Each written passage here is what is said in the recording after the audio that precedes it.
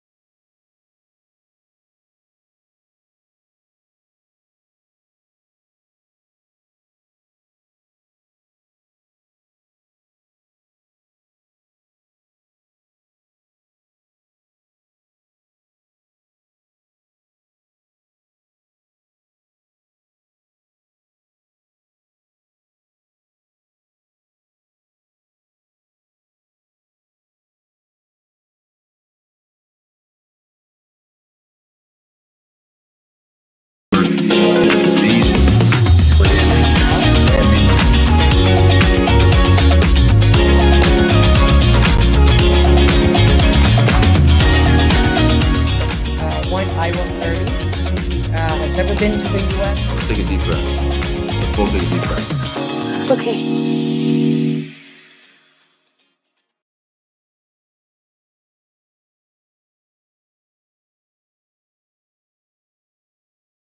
Welcome back to the Immigration Answers Show. My name is Jim Hacking.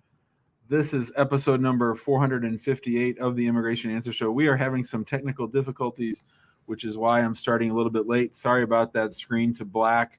I hope you all are getting ready to celebrate Halloween. I'll be here for the next hour answering as many of your immigration law related questions as I can.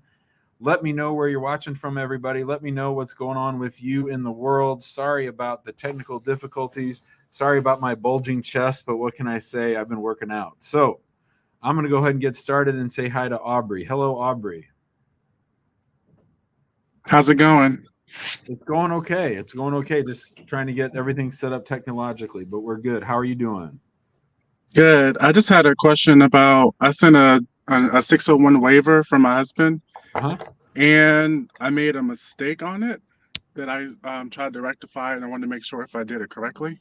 What kind of mistake? Well, I when I first originally filed it in for him, I put in that he was not detained and not in a detention center the first time around, because it happened before I met him and I forgot about it. So what I did was prepare a letter, and I sent the documents and a new page to amend it, right after we got a receipt number, and they've received us. I wanted to make sure that wasn't going to be a big issue going forward. So what was the exact question on the form that you think you got wrong? 34 was, have you been jailed, detained, even by an immigration officer? And then 35 was, have you been jailed in a detention facility or something of that nature? So I answered no on both of those questions by mistake. And so what I did was I sent a new paper in, answered the questions yes, and then I sent in the documents that we had that revolved around that situation. I think that's all you can do. Yeah. Is that something that could be an issue, or is it just, I sent it really quick, so I don't know if it's going to be. When you say you sent it really quick, what do you mean? I sent the after? the day we got a receipt notice. I gotcha. The problem is whether it catches up to it or not. It's not so much the speed, it's whether it catches up to it. But I guess that if it comes up and they run a search and they see that he was detained, they might then find that letter. I wouldn't spend too much time worrying about it. I'd spend more time worrying about whether I filed a strong enough waiver case. Yeah, I feel good about the waiver. I did all the research and went to the USCIS pages and looked up at the discretion stuff and all the hardship stuff. What country? Yeah, that was what country is he in? Guatemala. Okay. So he's here in the U.S. So I filed a 601A. Oh, 601A. Okay. Yeah. All right. Well, they'll figure that shit out. I wouldn't worry about it too much. Yeah, it says they've received the correspondence, so that gives me some kind of hope that they got it. So I guess they're going to attach it to whatever I already sent, I imagine. So cool. Thanks, Aubrey. Yeah, thank you. See ya. Bye. Bye. Kits is here. Hello, Kits. Oh, hey, Jim. I joined yesterday, but for some reason I got kicked out and I didn't get to get back on with you. So thank you for taking me. Apologies for the camera. I don't know why my camera is not showing. Your technical difficulties might be rolling over. Right. Two quick questions. Last week we spoke about my case, and I wanted to know, because just a quick refresher, came to the US 2013 on a B1, B2, changed to an M1 for 3 years. My mom, who's also a green card holder, filed for I remember. I-130, fell out of status because USCIS took forever to adjudicate my going back to B1, B2. So I fell out of status for 49 days, filed for asylum. I am in a relationship, 2 years, US citizen. I've been afraid to get married because I don't want to have too many cases applied to USCIS. My sister, that ship has sailed. That ship already sailed. You've crossed well over the, hey, I've had a lot of cases. Well, technically it's only 2 now. So I didn't want to put a third one on it. So I've been doing a lot of research. Would it be best to just get married and apply for my adjustment of status through marriage? Yes. And that won't cause a lot of questions, complications. That's your best shot at fixing all this other stuff. You can't get it through your mom. If you don't marry a U.S. citizen, then all you have is your asylum case. We talked about the relative merits of that. So I think that the whole if you're married to a U.S. citizen, you've been there for 2 years, then what you did when you called me the other day, it's called you buried the lead. That's your best thing going. Okay. Best thing would be to, okay. All right, got it. So I suppose that's what I'm doing. Second question. My sister is, my mom filed a petition for her in 2022 of March last year. She was 19 at the time when it was filed. Now she is over 21. I think there's a Child Protective Act, something to that state, that her case would still be considered to be under 21 when it does get approved. She is in university, and they have a work and study program that we're going to apply for her to come to the US next year to work for 3 or 4 months. If she gets approved, will there be any complications for her to possibly get approved for that program, considering she has an I-130 pending? I don't think they'll approve it. They won't approve it? Because she's demonstrated immigrant intent. She's told them, I want to live in the United States forever. I want to get a green card, and that's inconsistent with a request to come for work and travel. So you wouldn't recommend us doing that? You can try, but don't get your hopes up. Don't buy any plane tickets or anything.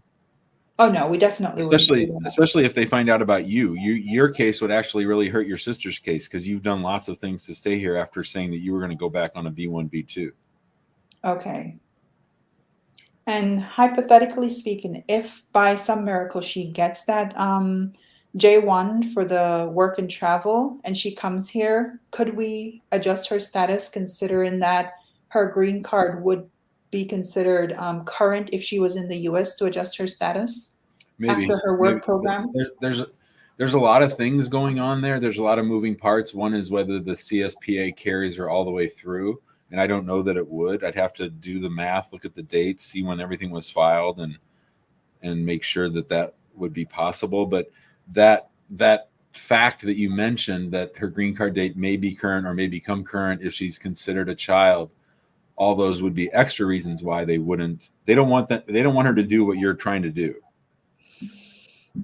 Well, they don't give you a lot of choices because they're refusing to do things in the timeline that they promise. Well, my sister, that's the whole point of USCIS. That's their modus operandi. That's why they exist. Okay. All righty. Well, thank you. Thanks, kids. I'll go cooking again and see if I can come up with something else. Have a good afternoon. Bye-bye. All right. Phoebe is here. Hello, Phoebe. Hi. How are you doing? Hello. I'm okay. Been trying to get high. Been trying to get into the chat room forever. Great. Anyway, well, I'm glad I'm in. What can I help you with? Thank you. Yes. I got married in 2020, and then he filed for me in 2021.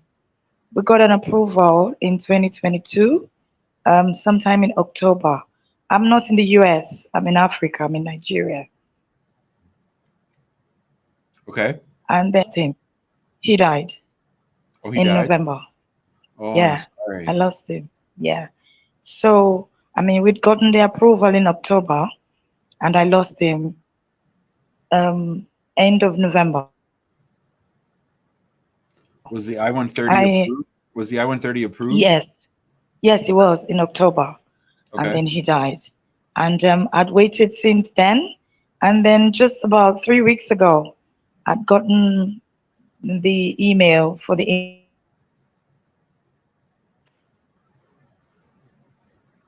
and I have a few worries because I don't have the death certificate. I don't know whether it's a must criteria because somebody had told me that it is. I don't have a good relationship with the extended family. I am here. Um, then I was told also that there's another tax year from April 2023, which is the 2022 year, which he didn't file before he died because he died last year. Mm-hmm. He had 19, 20, and 21. So I just have a few concerns going for the interview. That's all. So you got your interview notice. Yes. Okay. And where did your spouse die? Sorry? Where did your spouse pass away? In America, in the US. Like what city?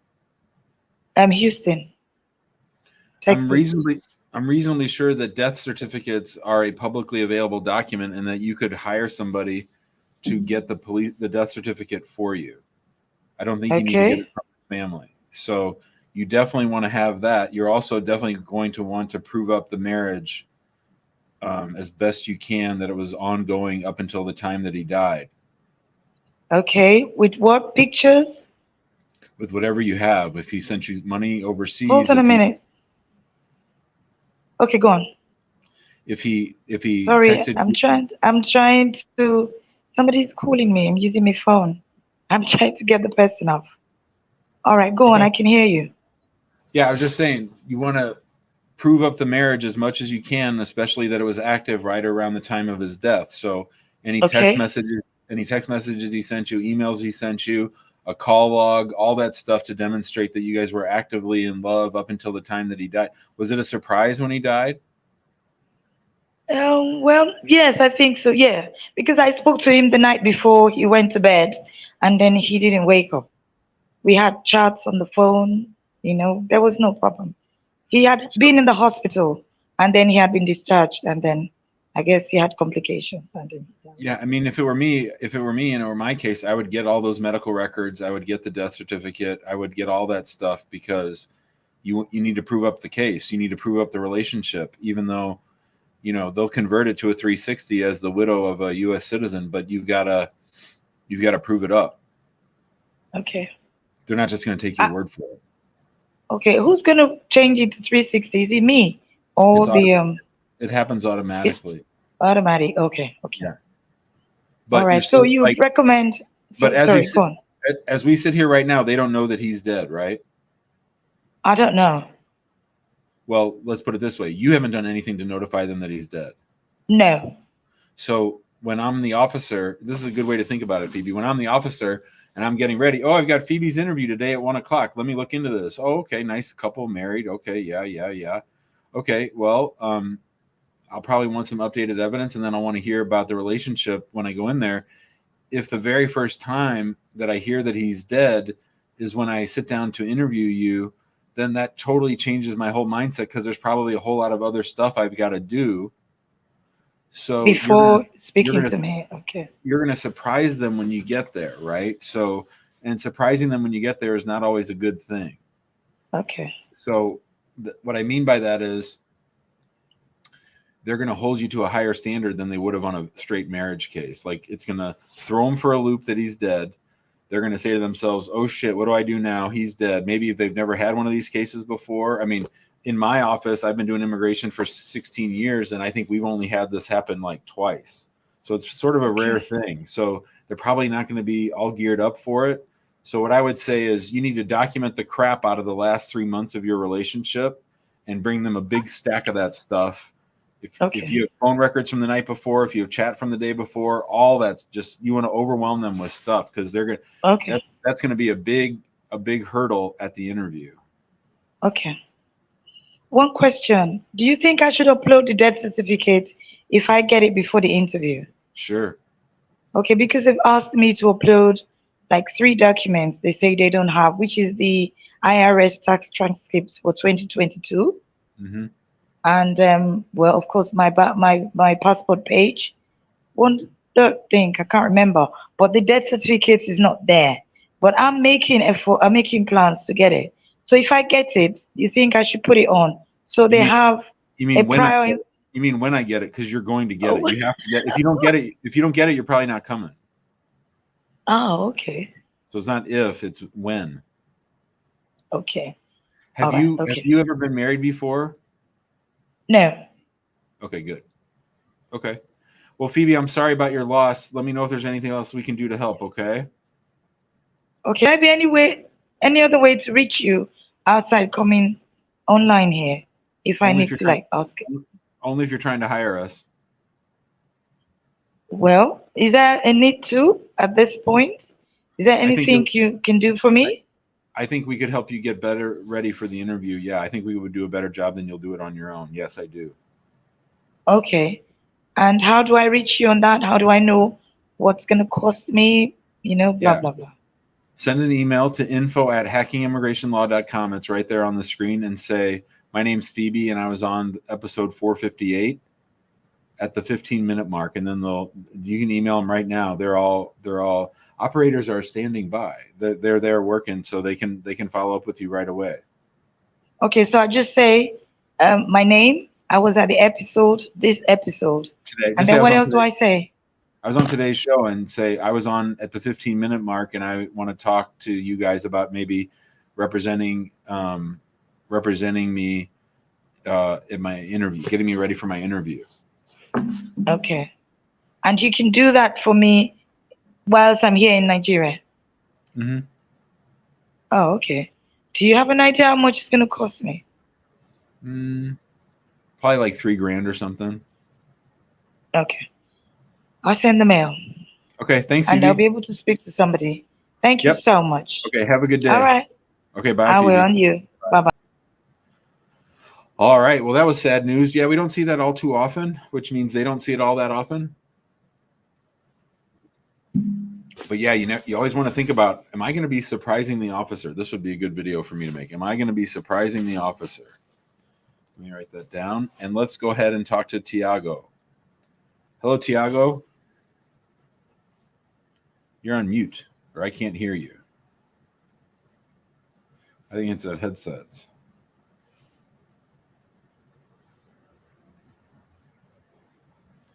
Hey, all right. Yeah. Oh, there you are. Go ahead, bud. Hey, happy Halloween, Jim. Thanks, man.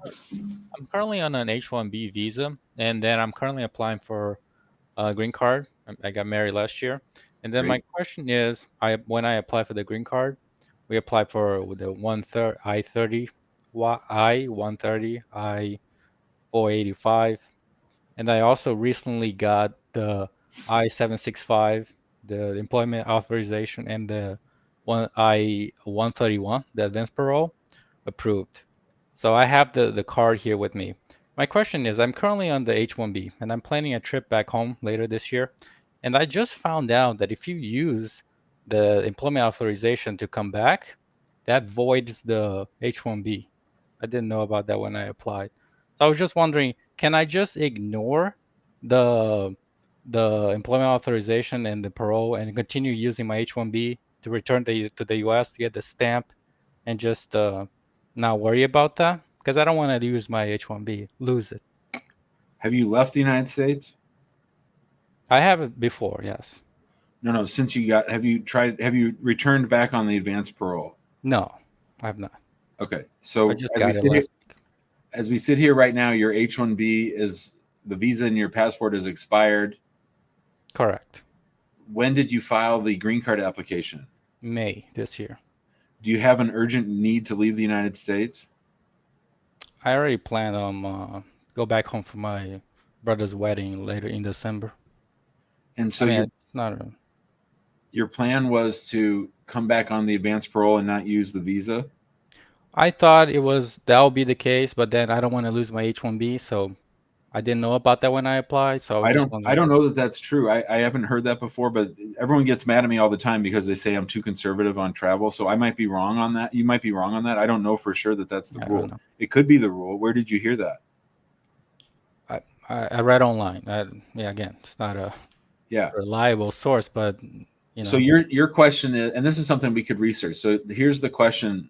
Your question from Tiago is, if I'm on an H-1B and I have applied for a marriage-based green card, and I've applied along with that for a travel card and a work document, I believe that if I leave the United States that I might be putting my H-1B at risk.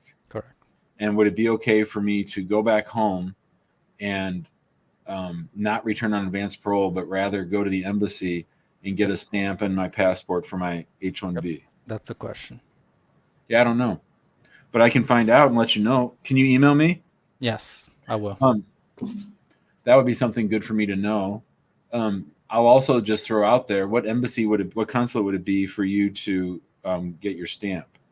So I'm a permanent resident of Japan, so it would be like the one in Osaka, Japan. Okay. And what would happen if you got stuck in Japan, like if they put you in administrative processing for a month?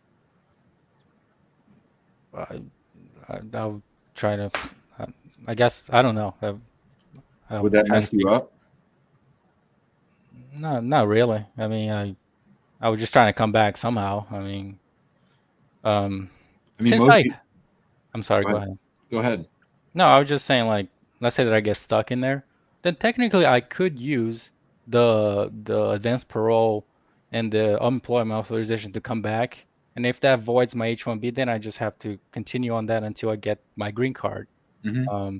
But everything with the marriage is cool. Yeah, my wife and I are happy. We applied everything. Everything is just going fine. But it's just it's a ways away, months away from getting because I only applied in May this year. But my wife and I think it's safer to stay in H-1B because I still have 3 years ahead of me in the H-1B. So I don't want to lose that. So that's kind of like the question. If you were to have a green card interview on your case, where would it happen? I live in Oregon, so it would be in Portland, I would think. I don't. Right. So I think that case is going to be pretty quick. I mean, I would say, to me, if it was me, I wouldn't go overseas. But if you want to, I would. I mean, I'll look. If you email us, I'll look up that question and let you know, and I'll tell everybody else on a future show. But go ahead and let me know. Send us an email. We'll go from there. All right. Thank you so much, Jim, for your time. Appreciate it. Bye, Tiago. See you, buddy. Bye. All right. Kaleem is here. Hello, Kaleem. Hey, Jim. Can you hear me? Mm-hmm. Like your costume. Happy holidays. Thanks. Quick question for you, just picking back up other day when we had conversation. I believe it was last week. So my wife had applied for her mother. They approved the I-130, and now it's a process of National Visa Center and picking the post. She does have a visitor visa as well, where she comes and goes. And her potential post is going to be Islamabad, where the wait time is about years, I guess. Before she could get interviewed. So the question is, if she were to adjust a status here, would she be able to utilize that visitor visa to travel back and forth, or it's not a good thing to do? So let's talk about this. So a couple of things. Number one is mom can't have the intent to enter on a visit visa and adjust her status. Mom might develop that intent after she arrives, but she can't have that intent when she comes. So if you guys were to spring it on her when she gets here, that would be better than if she said, hell yes, when I'm not messing with that embassy in Islamabad. I'm going to file for my green card as soon as I get there. So that's a big problem. So that's one thing, is immigrant intent. The intent of the immigrant is very, very important. Okay. Agree. So number 2 is if mom were to apply for a green card, she'd have to wait at least 60 days after arrival to do that. Okay, so 60 days. So when mom applies for the green card, mom's also going to apply for advanced parole. Mhm. And it won't be the visit visa that she travels back and forth in. It'll be the advanced parole. Because in my mind, the way she should think about it is, if I apply for this green card, my visit visa is sort of getting thrown in the trash. Like, I don't need it anymore. They might not let me in on it anymore. I can't rely on it anymore. Sure. So I'm going to wait for my advanced parole. Now, a lot of times lately, people are getting their green cards before advanced parole gets approved, just because the green card department is working faster than the advanced parole department. That's not really true, but that's how I phrase it. Sure.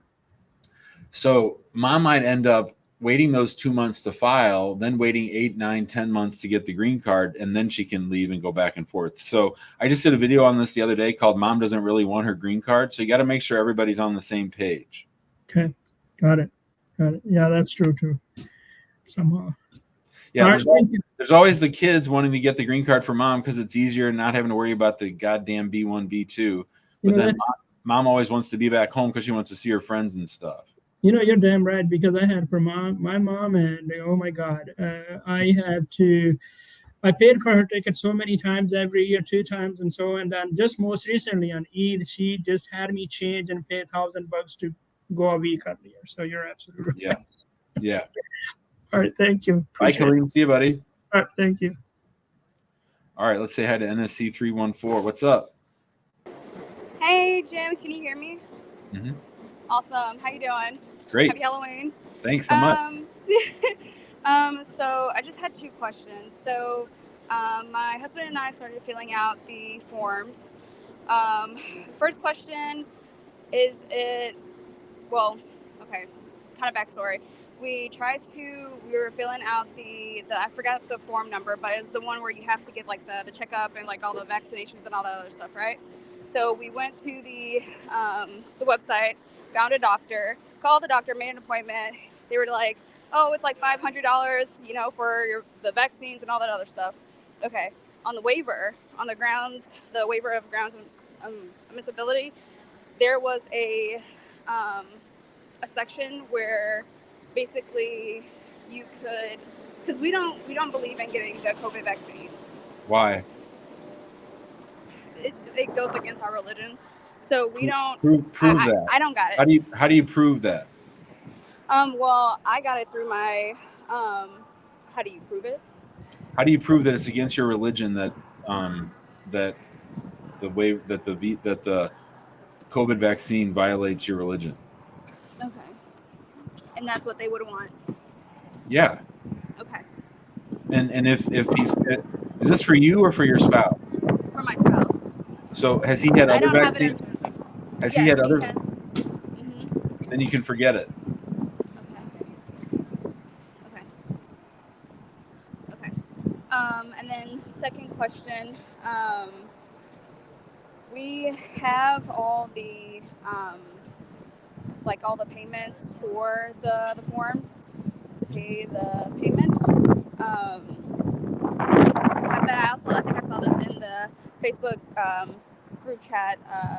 It's looked down upon if you applied for the waiver for the forms. Yeah. Okay. We have it. We just I've found a way to get the money. We have it. It just I have my own personal medical bills, and right now I'm taking care of everything. So it's just financially it's hard, but we have it just in case. So I just wanted to make sure that wasn't an option. It's an option, but remember, one of the concerns is that I'm going to mute you for a minute just because the wind's blowing. If you go for the fee waiver, that's going to put him on a different track as far as inspection for the public charge. So one of the things that they want to make sure of is that he's not going to become a public charge. And I think that if you ask for the fee waiver, they may, number one, it might slow things down. They might not approve it, and you're losing 6 months, which could be 6 months that he's actually working later on. And 2, it puts you on a higher level of scrutiny for public charge, which I think is, to me, it's worth $1,500 to avoid having them do that public charge scrutiny. Yeah. Oh, well, I mean, the 1,500 just for the 535, 1225, so like 1750, then the medical. Yeah, You're right. yeah. It's a lot. No, because like I wanted to. I literally added up all of the forms that we would have to fill out. Like I went to the website and I literally looked at all the prices, and I mean not all the prices, but all the payment fees, and I literally added them all up, and it's a lot. And I mean, I made it happen to get the payment, all the money that we needed. Remember, you don't have to pay for advanced parole or the work card. It's just the 535, the 1225, and then whatever the doctor charges. Right. But yeah, it's a lot. Okay. Well, no, those were my only two questions. Yeah. All right. Good luck. I'll see you. Thank you. Bye. Have a good day. Bye. I think she's at Lambert at the airport. All right. What's up, Lixie? I can't hear you. You're on mute. Hey, Jim, how are you? Great. I'm great. How are you doing? I'm good. Thanks for having me, and happy Halloween. Thank you. Yes. Yeah, I have a concern question, kind of. So I have a pending I-751 that I applied through waiver because marriage ended by a divorce decree, which I have it right now, and it's still in the process.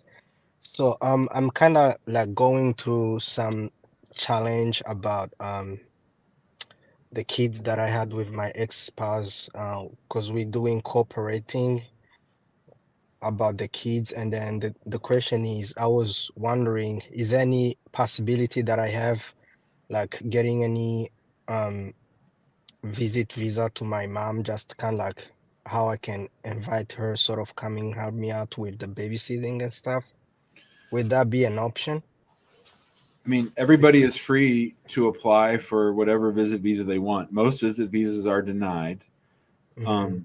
I don't know that you should get your hopes up. You can certainly try. I don't think an invitation letter from her son is going to carry much weight. I don't think they really care about that. And I want to ask you a couple questions that I think might impact whether or not she gets her visit visa. How did you enter the United States? As an F1 student. And did you graduate? Yes. And did you go on OPT?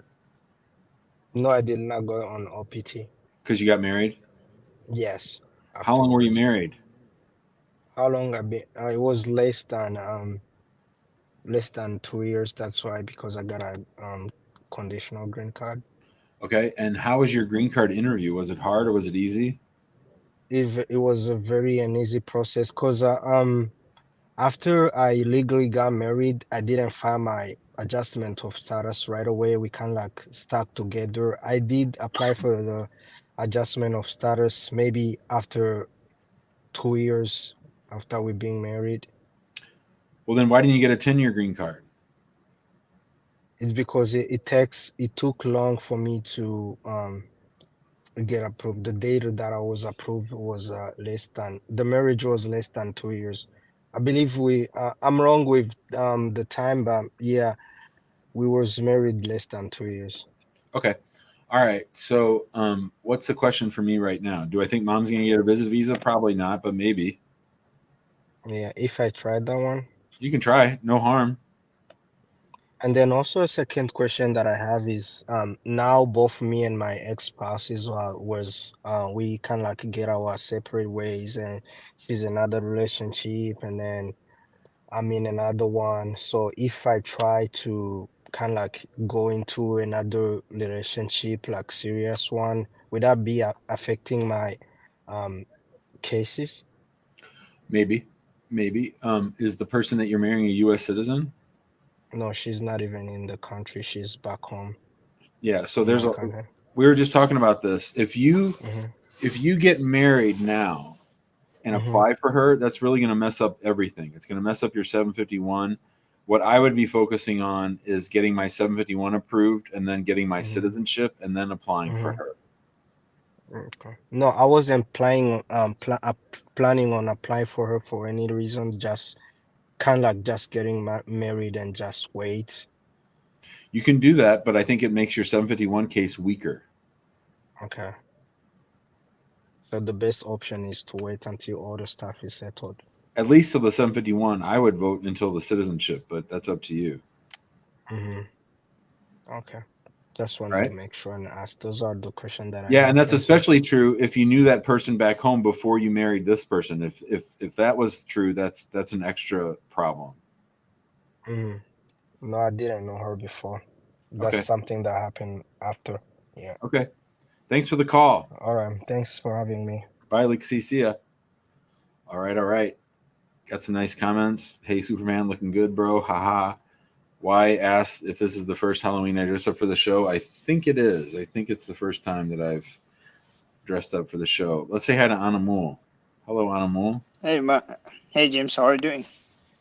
I'm great. How are you doing? Oh man, happy Halloween. I'm in the college, man. Suddenly I just saw the message that you were going to have a show. I decided, whoops, I have to just jump in because Awesome. I don't have to miss this opportunity. So long story short, I have two questions. So the first question regarding the expedited appointment. So the situation is like this. My father, he will be coming United States as an immigrant visa. So he's right now documentary qualified from NVC's site, which means National Visa Center.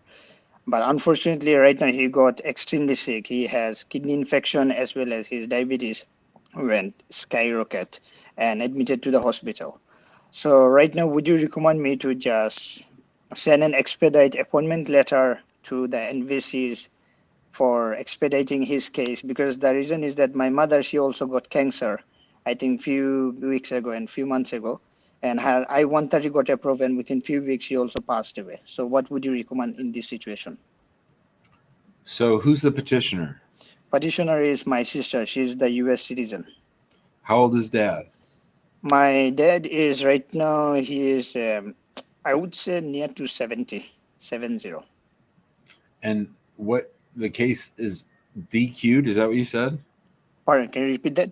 The case is documentary qualified. Is that Yeah, it's documentary qualified. And which embassy will it be? Bangladesh? Yeah, it would be Bangladesh Dhaka embassy.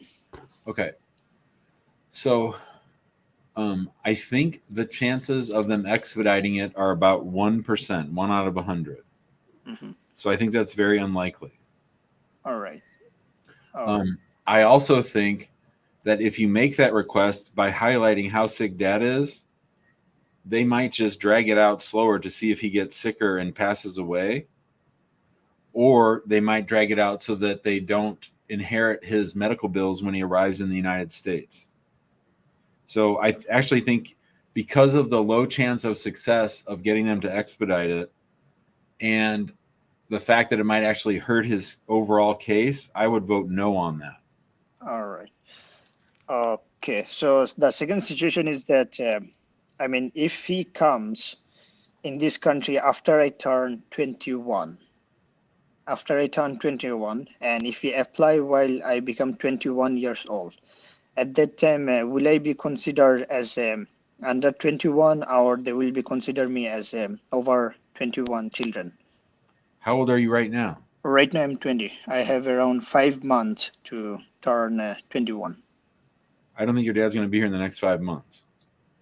All right. So what would be the situation like if he comes here and if he apply for me for adjustment of status from F1 to immigrant? I think he'll probably age out. Age out. Most so likely. Is there any solutions, or like it's up to them? No, I just think you're going to age out. All right. And by the way, one more thing, additional question. So I have seen few of my friends who also come in as a F1 status and then they apply for the EB3. So what do you recommend in that situations? Have they gotten their green cards? I don't think so. They already got their work authorizations, those things. Did they go to school? Did they graduate? Few of them, nope. They just come here and they were studying, and after a few semesters later, they drop out and they apply for EB3. I hate those cases. All right. would you mind if you can give me some reason behind it, so it would be for Yeah, me? because they view it as fraud. They say you said you were coming as a student, you said you were coming to get a degree, but you came here for a semester or two, then you dropped out and applied for an employment-based green card to be a cook in a restaurant. That was your plan all along. This F1 was bullshit, so we're going to deny your EB3. That's why I All hate right. it. Okay, yeah, that's good. And what about like marrying U.S. citizen? If it's real, Yeah, if it's real, like, yeah, that's good. All that right. happens every day. Yeah. All right. So I think that's all. Thank you so much for your response, and really appreciate it. Happy Halloween, boss. Thank you, Animal. See you, buddy. All right. Had a lot of good questions, old Animal. Let's say hi to Shafiq. Hello, Shafiq. You're on mute, Shafiq, I think, or I can't hear you. Must be those headsets. I can't hear you. Yes, Jim, can you hear me now? Yes, Shafiq. Yeah. Now I can hear you. Yes, I have a question just for a friend. He just got a visit visa to the United States and is planning to come to the US in January next year. Okay. Yep. However, he has few concerns as of now. That's in case he can get through and pass the airport from Entebbe International Airport in Uganda. Reason being now, they have persecuted him before. They have taken him to prison once just because he's a human rights activist, just because he's an NUP supporter in Uganda. So he was planning to come on visa, then seek asylum from that end. The only proof for now he only has the police bond on which he was released. However, each and every day, he received threatening messages at his home in the fence. They are always looking for him and all that.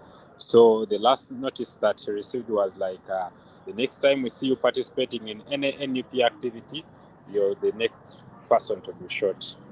And always, also his wife is also always in danger and is the only person that he leaves home. Apparently right now, the guy doesn't stay home anymore. He just send money, mobile money and all that. It's only the wife and the kid that stays home. Okay. So how easily is it for the person to be granted, for that guy to be granted asylum? I don't know. It sounds like a pretty good case to me. You got to prove it all up.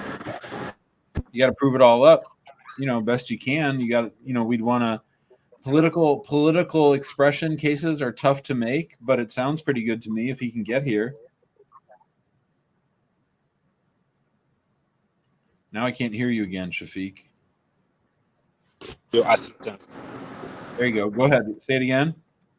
Yeah, just in case he needs your assistance, he wanted to know what's the budget he can plan around with, because at least he's not so bad when it comes to finance. He's somehow a bit solid. Yeah.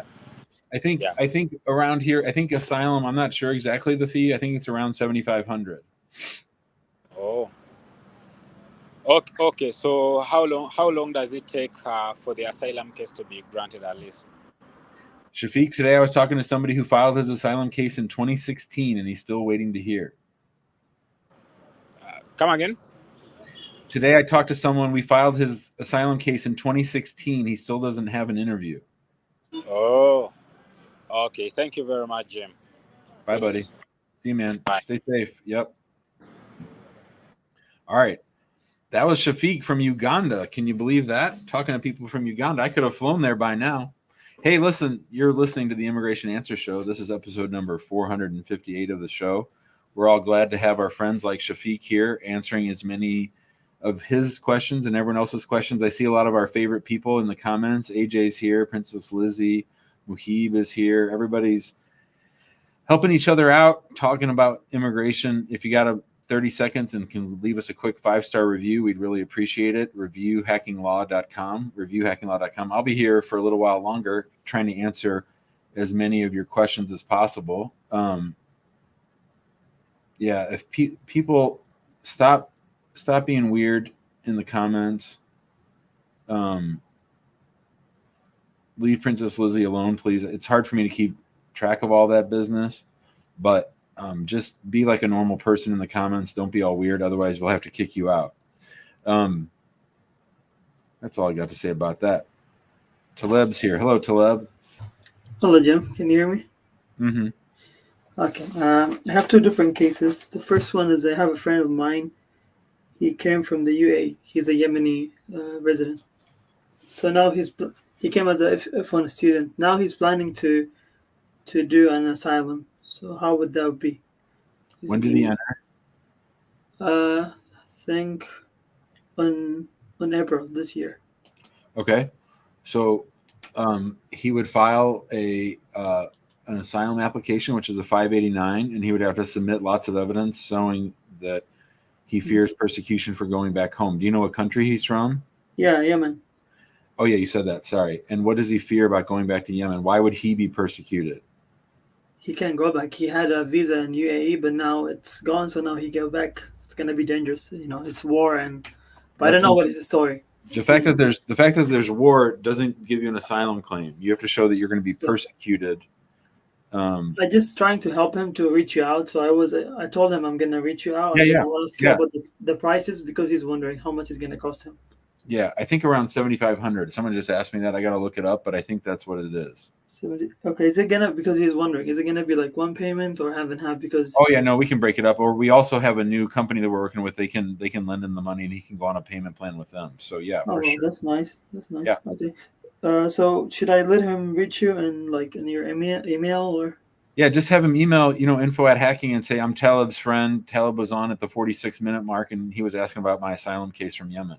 Okay, that's cool. I have heard just because he needs to work and so I have a question. I've heard from someone that the work permit sometimes they change it to up to 5 years. Is this correct? No, it's not that long. It takes a while though. He has to wait 6 months and then he can apply. Okay. Okay. The other case is mine. I think almost 2 years ago I talked to you about my marriage. Yeah, everybody said in the comments that we did a fake interview. Is that right? I don't remember that. I remember your face and your voice, but I don't remember that. Yeah, then I got my green card. So I think almost now and within a few months, I'm going to be almost done with 2 years. So I was wondering about the second interview. Is it going to be second interview or no? Yes or no? Very, very few. Only like 10% have an interview. Oh, okay. How would I know this is going to be an interview or no? Because don't. Usually my wife is crazy printing a lot. So that day we didn't sleep. She's printing like bunch of files of pictures. And I was like, well, I think I would tell your wife that I think it's a 90% chance that you don't have that interview. So tell her don't be printing shit except with your submission, but most likely you're not going to have an interview.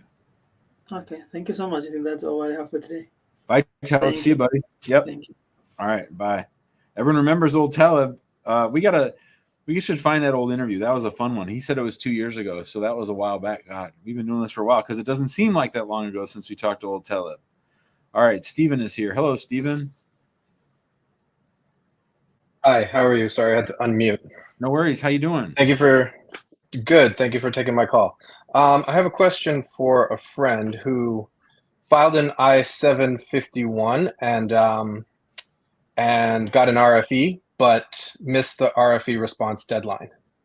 So is there any benefit to sending the response after the deadline, or so the friend what would you do in that situation? They didn't actually receive the 751, or they did receive it and didn't get it back in time? They got an RFE and they received the form to, yeah. They submitted the form to have the conditions removed, and they got an RFE on it. And then after they got the RFE, they missed the deadline to respond to the RFE. Why? So my question is, can they still respond? I don't know. I think they were having trouble getting the documents together because they didn't submit much in their original petition. So how long ago was the deadline? It's just a couple days ago. I would probably just refile, and I would do it sort of quickly with all the evidence that they gathered for the RFE response. I would probably start over just because they could waste a year waiting to see what happens with that one that if they submit it now, nothing might happen for a year and they might lose a lot of time. And he also might get referred to the immigration court. So to cut all that off, I would actually, right now, I would withdraw the old 751 and file a new, stronger one from the beginning. And then they're going to have to explain if I assume he's past the 2 years deadline, so they're going to have to explain what happened and why they didn't get their response on time. And USCIS is pretty good about accepting almost any excuse. So if they just say we tried to file, we sort of screwed it up, this might be a good time to get a lawyer involved, because then the lawyer could explain, look, these guys, they couldn't pull it off on their own. They needed us, and here's a much stronger case, and please forgive them for not getting that RFE in on time and not filing this case on time. Okay, so they would start over in that instance, submit a new I-751. Yep. So they would have to formally withdraw the other one, or would it replace, if they submitted a new one, would it just replace? What I would do is I would file the new one, and then once I get my receipt notice, I would then withdraw the old one. Okay, thank you. Bye, Stephen. Bye, thank you. Yep. Excuse me. Mohammed is here. Hello, Mohammed. Hi, Steve. How you doing? I'm doing good. I just want to say thank you to all what you're doing and helping us out there, giving us information. I really applaud you and appreciate. I just get a question. I went to an interview because of my wife was being abusive and abandoned me to remove my condition, and they refused to remove the condition because she was not there on the interview. And can I apply again for the I-751 based on abuse? Well, you can, but I wouldn't unless you have a really strong abuse case. I think you're almost always going to be better off saying it was a real marriage that didn't work out. Yeah, it is. Yeah, it is a real marriage. Yes. So to me, I just told someone this the other day, and thank you. You just gave me another good idea for the 751. I think the abuse case is hard. I also think it's hard when it's the man claiming abuse at the hands of a woman. That's just a whole other thing that I think they give trouble about. I think you're much better off just proving that it was a real marriage that ended in divorce. That's what I would do. Yeah, I've done the divorce already. Yeah, so I wouldn't go the divorce route. I would you can file a 751 that says this was a real marriage. It just didn't work out, and that you don't need to prove the abuse. You can still throw it in there to show why the marriage ended. But I think you're making your case harder by applying under the abuse rule. Okay. So when I went for an extension, the USCIS officer told me that I asked her a question. I said, based I've been in the United States more than 5 years. Am I eligible to apply for US citizenship? Yeah, she told me, yes, I can apply. Then they get the interview blended together. And second, when I went for the interview, when they blended together, they said they can't approve the citizenship unless they approve the I-751. But the USCIS officer, she told me I can get my citizenship before my green card. So I was confused when everything was denied. So they issued you an actual denial of the 751. Yeah. They didn't give you the opportunity to convert it to a good faith marriage filing. The USCIS officer told me that when I write them a letter that my wife abandoned me and she said you don't want to marry, she don't want the relationship no more. The USCIS officer told me that why I did not file abandonment and get divorced. Yeah, that's what she told me. So when you went to your interview, you were still legally married? Yes, still legally married. That's why I got denied. Mohammed, you should send me everything. We can help you with this. We've had this case many times. I'd be happy to help you with this case. Okay. I will be in touch with you. Okay. What's the best way to reach you? Right there. You can call us 314-961-8200, or you can email us info@hackingimmigrationlaw.com. Just say I was on episode 458 and I'm Mohammed and I was on about my 751. Okay. Thank you, Jim. Thank Bye, you. Mohammed. I appreciate you. Buddy, Yes, sir. Yeah, for sure. That was me. I just took myself out of the waiting room. All right. Chevy June is here. Hello, Chevy June. Hello? You're on mute, Chevy June. All right, Chevy June's not here. Other Shabazz is here. Hello, Other Shabazz. Oh, hi, Jim. How you doing today? I'm great. How are you doing? Not too bad. By the way, just to make sure, is your birthday on September 13th? Mm-hmm. That's my son's birthday. Nice. All right, okay. Jim, I'll make it quick. I have a couple ones for you. Do you lawyers in America prefer adjustment cases or the embassy route, and why? That's a great question, and that would be a good video. Okay. I prefer adjustment cases because I can put more pressure on USCIS than I can on an embassy because I have a better right to appeal at USCIS than I do at an embassy. I can get into court easier for a USCIS office than I can for an embassy. So basically, would it be fair to say that we have more control on the case when we're inland or in US? Yep. Okay, cool. I like that answer. Jim, about speeding tickets, time and time again, people come and ask you about it. Now, on the immigration paperwork, they don't specifically, I don't think they do ask you, hey, did you ever get pulled over or did you ever get a fine or a speeding ticket versus citation. Were you ever citation cited? Right, right, right. That's a ticket. Okay. Oh, it's a ticket. A ticket is a citation. Okay. So I've had quite a few tickets, but in Canada, they just call it a fine. Like they don't give you a citation like a summon where you go to court and then the judge or the crown would tell you what the decision is. It's a ticket you paid and you move on, or you fight it and whatever the decision is. So how would I go about answering this particular question? I would say that those are all citations. Those are all citations? Mm-hmm. Okay. All right. Fair enough. So you would advise or fill out your worldwide record if you ever had speeding fines or tickets, what have you. That's what okay. they're Because in Canada, just what I understand is that the cops have the authority to give you a set fine based on the speed limit. Versus when I got tickets in New York, it was like here's a big long paper, go to court, right? Okay. All right. Last one. What's the best evidence for a marriage-based green card? Having kids? Of course. Okay. All right. Perfect. Jim, I wrote these down for like a long time. I want to tell you thank you for giving me the answers. I appreciate it. That was all today. Have a good day. Thanks, buddy. Take care. That was the other Shabazz, but guess who else is here? The OG Shabazz. What's up, OG Shabazz? Hi, good afternoon, Jim. You today Superman, huh? Yes, for Halloween. Oh, nice. It's a nice look, good look. You look young. You looks like a boy. Actually, you are a boy. I'm old, man. What's up? Oh, nice. Jim, you know what? Last week, my attorney, he sent my I-485 to the USCIS.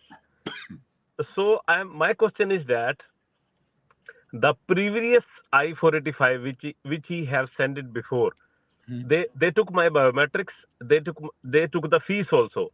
So what will happen with that I-485? Anything can happen. They might interview on that 485. They might interview on this new 485. They might ask you to be fingerprinted. They might tell you that your fingerprints are still valid. Anything is possible. Okay. You know what happened? Actually, I told you before that my baby is sick back home, and I visited USCIS office yesterday with my all emergency documents. So I go there. They was very nice. I talked to them. I spoke to them. I give them the emergency document and everything. I give them the lady. She wrote it everything and she take everything. She go inside. She told me to wait 5 minutes, and she talked to the supervisor. But after 5 minutes, she came to me and she told me that supervisor is saying that these are the emergency document is not enough. We can't give you today the advance payroll, but we send email to National Record Center. Where is your I-485 standing now? So we are going to work fast on your I-485. They told me that we are going to schedule your interview, or we will check all the documents and it will be processed. But you haven't even been receipted yet, have you? What? You haven't gotten your receipt back yet for the 485, have you? No. Maybe today I will call USCIS, then they will give me. But Jim, that they told me that we are going to work on your I-485 now because you are not anymore in the removal proceeding. Mm-hmm. The thing is that this is a totally joke company. This is a totally joke. Really, you can expect they will not do anything. They will do. You will expect they will not do. They will do. This is a totally joke company. Really, I don't understand. My question is that on UCI's website, it's showing for I-485 16 months. My I-485, it's gone 19 months. Mm-hmm. But what will happen? They will work. The lady told me that we have already your I-485 in my system, and she told me it's in the system, and we are going to schedule your interview. Or the new one or the old one? She was talking about the old one. She told me we don't have anything new. But my attorney told me, give me medical, give me lease, give me electricity bill, give me everything. I'm glad. I would have done the same thing. I gave him everything. I spent for $615 for medical, and I gave them everything. But Jim, one question, that for medical, how many months or how many years it will be valid, that medical? The new one? There. 2 years. 2 years. My medical is valid for 2 years. Mm-hmm. Oh, so what do you think now? How many more years or months they will take now to? I'll tell you this. I don't think they're doing anything faster on the old one. I think it's all the new one. So what I would do, if you had called me and said, Jim, I'm thinking about going down there and asking them to expedite my advanced parole, I would have said, Shabazz, at least wait until you get your receipt notices back, because they can't expedite it until you're already in the system. So I think that if you want to take the Shabazz approach, which is to bother the shit out of them, then I would suggest you wait until you get your receipt notices on the 485, the 765, and the 131, and then go back down there and say, hey, here's my receipt notice. Can you expedite this 131? But Jim, they told me we have already your I-485. We don't require the new one. They told me like. Oh, but like you said, they just say shit to get you out of there. Oh, you can't believe it. I gotta go, Shabazz. I'm over time, man. Okay. Thank you, Jim. Have a good day. Happy Halloween. Keep me posted. Yeah, sure. All right, bye, buddy. Bye. All right, well, we ended today's show like we have so many times with old Shabazz. I hope you all have a great Halloween. We'll be back, I think, on Thursday. Yeah, we might do a show tomorrow. We might not. 4 o'clock maybe. We'll see.